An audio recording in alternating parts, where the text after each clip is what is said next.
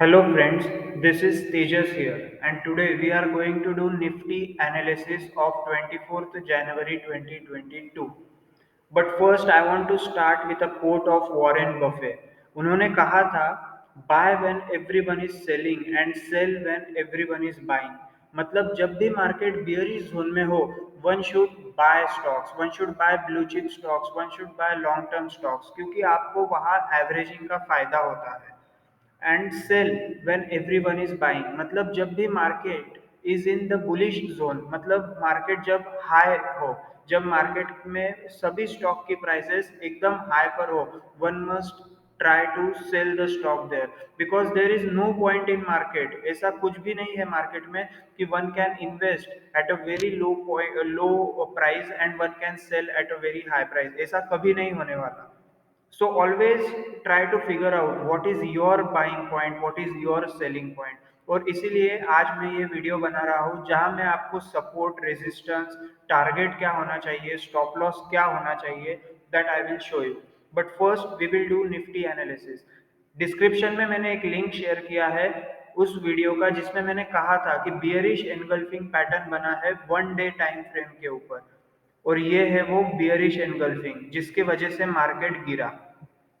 सो आप देख सकते हैं कि इस बियरिश एनगल्फिंग के वजह से मार्केट गिरा और बहुत ही बुरी तरीके से गिरा। ऑलमोस्ट 8 to 9% का करेक्शन आया है। सो अगर हम यहाँ पर देखें सपोर्ट और रेजिस्टेंस जोन हम कैसे बनाते हैं, सो आप देख सकते हैं ये हाई है, निफ्टी का ऑल टाइम हाई है। सो ये हो गया रेजिस्टेंस, ये हो गया रेजिस्टेंस।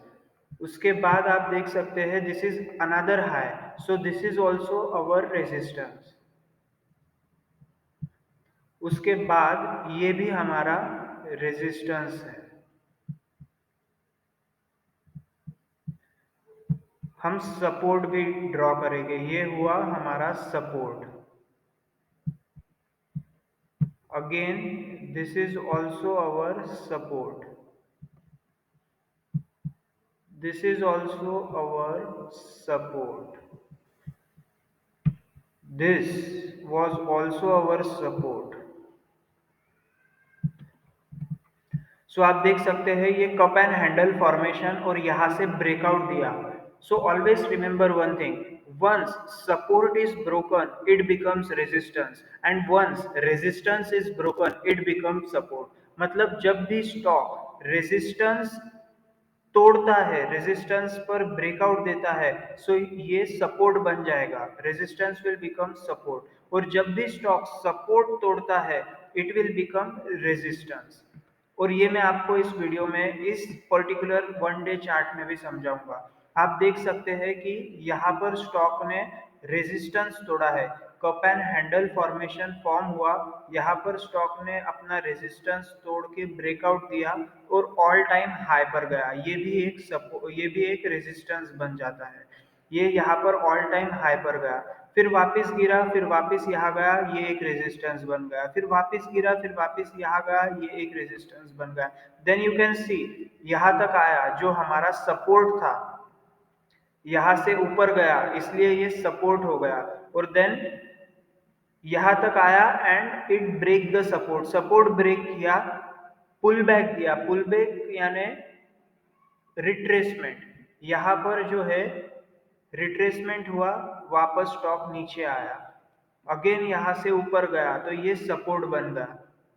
इसके बाद यहाँ आया, देन यू कैन सी कि यहाँ पर जो सपोर्ट है उस सपोर्ट को तोड़ा और यहाँ पर अगेन दूसरा सपोर्ट बन गया। सो आप देख सकते हैं कि सपोर्ट तोड़ के ये रेजिस्टेंस बन जाता है। सो जब ये सपोर्ट टूटा तो ये रेजिस्टेंस बन गया, ये लाइन रेजिस्टेंस बन गई। और आप देख सकते हैं यहाँ पर स्टॉक मतलब निफ्टी ने यहाँ पर रेजिस्ट किया और गिर गया। आप देख सकते हैं वही निफ्टी ने यहाँ पर ब्रेकआउट दिया इसलिए ऊपर गया, इस रेजिस्टेंस पर भी ब्रेकआउट दिया इसलिए ऊपर गया, मगर इस रेजिस्टेंस पे निफ्टी ने रेजिस्ट किया और उसके बाद प्राइस गिरते गई। ये सपोर्ट भी निफ्टी ने तोड़ दिया और प्राइस गिरते गई। तो अभी निफ्टी का जो नेक्स्ट सपोर्ट है 16809 है, वी कैन कंसिडर 16800।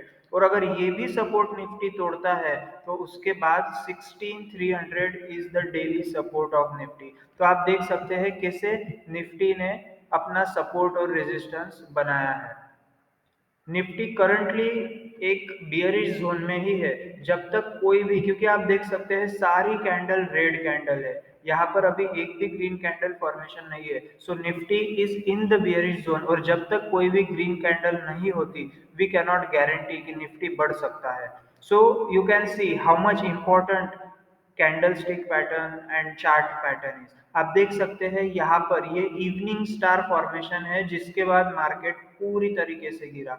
आप देख सकते हैं a green candle is engulfed by red candle, जिस इसे हम कहते हैं बियरिश एनगल्फिंग, और जिसके बाद मार्केट गिरा।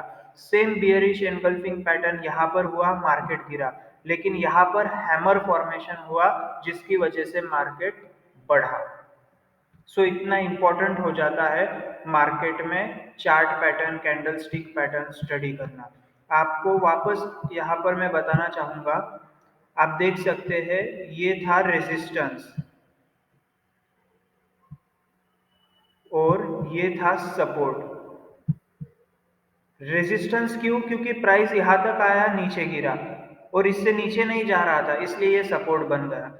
वापस यहां तक गया और प्राइस नीचे गिरा, लेकिन इससे नीचे नहीं गया, इसलिए ये सपोर्ट बन गया, और यहाँ पर रेजिस्ट किया इसलिए ये रेजिस्टेंस बन गया। आप देख सकते हैं यहाँ डबल बॉटम हुआ है, लेकिन इस रेजिस्टेंस पर रेड कैंडल फॉर्मेशन हुआ है। मतलब although it is double bottom which is a bullish pattern, but resist किया है यहाँ पर। रेड कैंडल फॉर्मेशन जो हुआ है ये रेजिस्टेंस का एक पर्टिकुलर पॉइंट है, यहाँ पर रेजिस्ट हुआ और इसलिए नीचे गिरा। आप यहाँ देख सकते हैं हैमर फॉर्मेशन, यहाँ तक आया लेकिन यहाँ पर सपोर्ट बन गया और यहाँ से वापस ऊपर गया, और जब ये रेजिस्टेंस टूटा तो आप देख सकते हैं मार्केट कितना बढ़ा, because it was very strong resistance. बार बार इसी जोन में मार्केट ऊपर नीचे हो रहा था। So it was very strong resistance and strong support. अगर ये सपोर्ट भी टूटता तो मार्केट इसी तरह गिर जाता जिस तरह बढ़ा है, और ये सपोर्ट टूटा है, इसलिए this will be another support. 15933 is also a support for Nifty. मतलब अगर निफ्टी ये सपोर्ट तोड़ता है 16800 का तो यहाँ तक आएगा 16400 तक, और अगर 16400 भी निफ्टी ने सपोर्ट तोड़ा तो 15940 तक निफ्टी गिर सकता है। सो आप देख सकते हैं कि how resistance becomes support and support becomes resistance, and this much important the analysis is. अगर हम इंट्राडे देखें यानी 5 मिनट चार्ट का स्टडी करें तो आप देख सकते हैं कि आज 24 को मार्केट खुला, यहाँ पर मार्केट खुला, यहाँ पर कंसोलिडेट किया, लेकिन ये डबल टॉप फॉर्मेशन हुआ।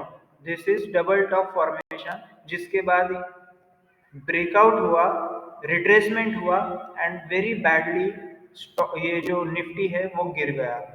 आप यहाँ पर भी देख सकते हैं ये डबल बॉटम फॉर्मेशन हुआ, ये रिट्रेसमेंट दिया। लेटेस्ट सी कि कल क्या हो सकता है, बिकॉज यहाँ पर ये जो थ्री रेड कैंडल है, इस थ्री रेड कैंडल अगर वो consecutively three red candle form होते हैं, इसे हम कहते हैं three black cross. It is a bearish formation. आपको सपोर्ट और रेजिस्टेंस ये मैं एक स्टॉक के ऊपर भी समझाना चाहता हूँ। सपोज हम लेते हैं रिलायंस इंडस्ट्री का स्टॉक, यहाँ पर सपोर्ट एंड रेजिस्टेंस हम देख सकते हैं।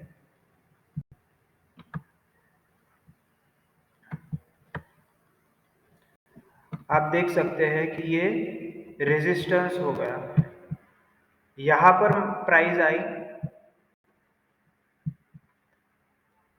यहाँ से नीचे चली गई, फिर वापस प्राइस ऊपर गया, वापस नीचे आया, वापस ऊपर गया, यहाँ पर फुल रेजिस्टेंस हुआ, और ये हेड एंड शोल्डर फॉर्मेशन भी था जिसकी वजह से प्राइस गिरी।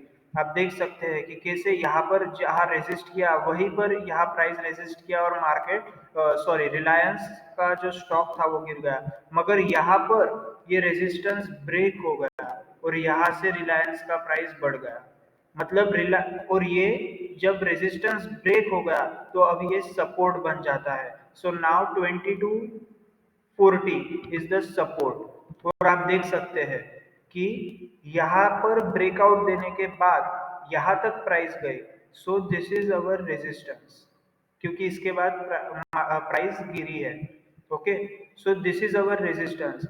लेकिन ये जो रेजिस्टेंस ब्रेक करके यहाँ पर प्राइस गई, so this resistance has become support now. And you can watch कि यहाँ पर रेजिस्ट करने के बाद मार्क ये रिलायंस का प्राइस नीचे आया, but due to this support यहाँ से प्राइस वापस बढ़ गया।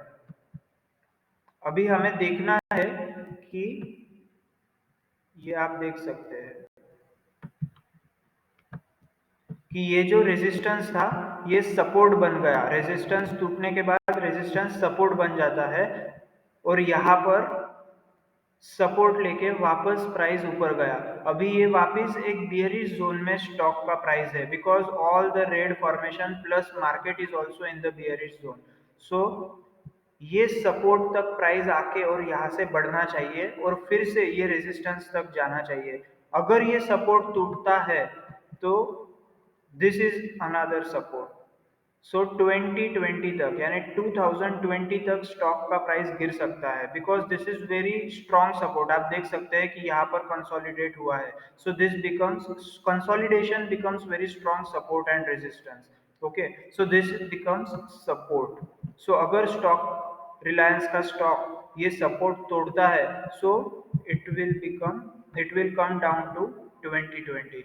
so you can read support and resistance zone on the chart. Once you get like once you get to know how the price moves, और इसीलिए हम प्राइस एक्शन को ज़्यादा इम्पोर्टेंस देते हैं।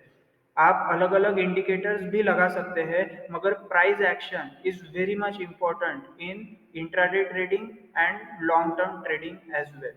क्योंकि यहाँ पर मैंने कोई इंडिकेटर नहीं लगाया है। I have just saw the support resistance, where support is broken, where resistance is broken। यहाँ पर रेजिस्टेंस है और यहाँ पर ये बियरिश एनगल्फिंग हुआ है जिसकी वजह से प्राइस गिर गया।